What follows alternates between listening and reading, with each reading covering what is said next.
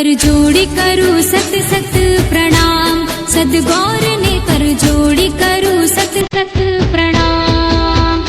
हेत तमरो श्री निष्कलंक नारायण नाम, प्यार लागे श्री सद्गुरु नु पीराणा धाम।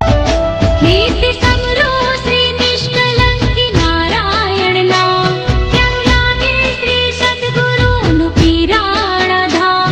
सतपंथी सौ सेवक जनो, महिमा छे पाठ दर्शन नो।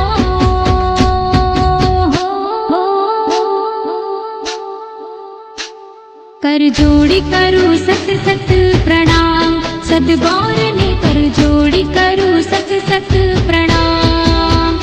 हेत तमरो श्री निष्कलंक नारायण नाम, प्यार लागे श्री सद्गुरु नु पीराणा पति छो प्रभु आप, वाला श्री निष्कलंकी नाथ जी।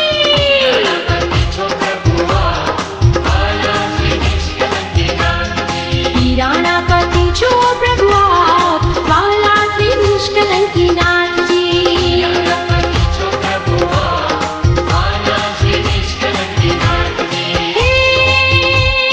તમે મારા માનેતા, વાલા શ્રી નિષ્કલંકી નાથજી।